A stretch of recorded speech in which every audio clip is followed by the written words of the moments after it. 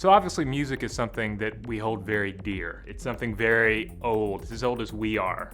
And as we look forward into the future, we obviously become a little concerned at times, or at least a little curious as to what shape music will take in the future. And I'm not just talking about different genres and different crazes that will happen, but rather how will music itself change. One prediction that I've run across a few times online is the idea that set music as we know it will come to an end. Now, what do I mean by set music?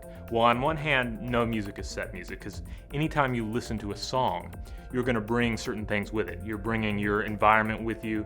You're bringing your previous experiences with you. I mean, it's all about the headspace that encounters that music.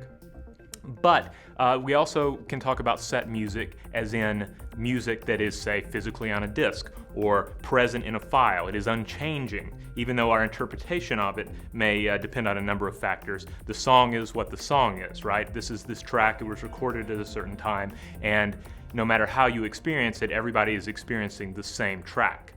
So the idea that in the future we won't have that, how does that even work? Well, we have to go back in time. We have to go back to the earliest days of music.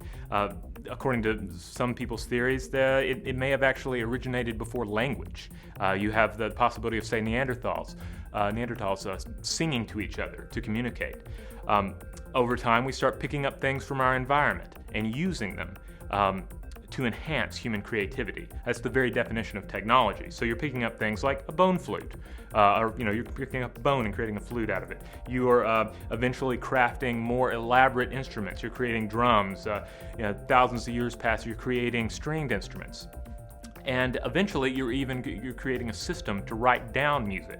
But even then, if someone has sheet music, the actual interpretation of that music is going to change in a performance. For the longest time, up until the 20th century, music was going to pretty much be a live performance situation or a communal event. You're going and you're seeing a live artist record, and that live artist, like whether you're talking about just a guy up there on a stage with a guitar or a DJ playing to a crowd, they're going to play for that audience. So what they're playing is going to adapt. It's not going to be set.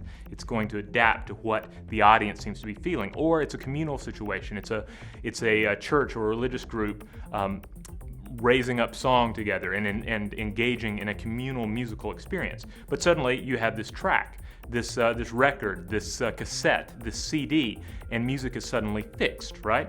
And so as we're looking into the future, there are a number of possibilities here that we're going to have tracks that, with a little AI, with a little electronic programming, are essentially going to adapt to your particular taste. Maybe you fill out some sort of a poll, or maybe it's picking up on your biorhythms, or even looking even farther into the future, the actual activity in your brain, and adapting itself correspondingly.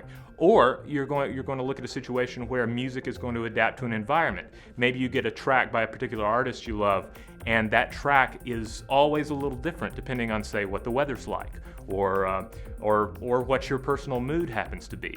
But in this, we're still talking about using the world around us to enhance human creativity. And the only thing is that as we continue to move forward in the future, the world around us, our environment, is increasingly a computer environment. So of course we are going to turn to these tools to enhance this music that we all care so deeply about. For more on this and thousands of other topics, visit HowStuffWorks.com. And don't forget to check out our other podcasts free on iTunes.